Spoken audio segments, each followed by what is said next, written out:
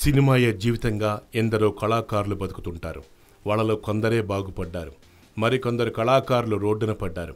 అలాంటి వారిలో ఒకరు కాంతారావు, ఎస్వి రంగారావు, అలనాటి సావిత్రుల జీవితాలే ఇందుకు నిదర్శనం అని చెప్తుంటారు. తాజాగా మరో హాస్యనటి జీవితంలో అంధకారం అలుముకుంది. తెలుగు సినిమాల్లో ఒకప్పుడు స్టార్ నటుగా వెలుగొందిన వాణిశ్రీని చూసి అల్లరి సుభాషిణి సినిమాల్లోకి రావాలనుకుంది. వాళ్ళ కుటుంబం, వాళ్ళ కుటుంబీకులది రంగస్థలమే. చింతామణి నాటకంతో ఆమెకు చాలా బాగా పేరొచ్చింది. ఆ తర్వాత ఈవీవి సత్యనారాయణ సహాయంతో సినిమాల్లోకి వచ్చానంది అల్లరి సుభాషిణి. ఆ తర్వాత చలపతిరావు కుమారుడు రఘుబాబు సినిమాల్లో చాలా నటించిందామె. ఆమె సొంతూరు తిరుపతి. వాళ్ళక్క వాళ్ళు తిరుపతిలో ఫైనాన్స్ వ్యాపారం చేసేవాళ్ళు. ఆమె చనిపోవడంతో వ్యాపారంలో నష్టం వచ్చింది. అప్పటి నుంచి కుటుంబం మొత్తం నటి అల్లరి సుభాషిణి మీదే ఆధారపడింది.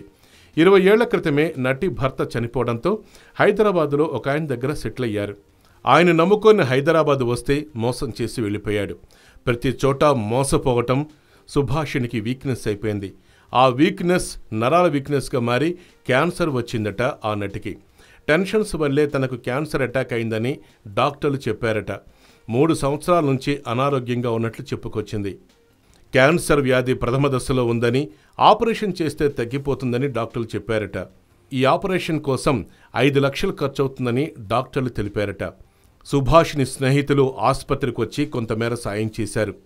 తనను ఆ భయంకర వ్యాధి నుంచి బతికించింది ఎంఎంజే ఆసుపత్రి వాళ్ళనని సుభాషిణి చెప్పుకొచ్చింది. తాను పూర్తిగా కోలుకున్నాక మళ్లీ సినిమా అవకాశాలు వస్తే చేస్తానంటుంది కమెడియన్ అల్లరి సుభాషిణి.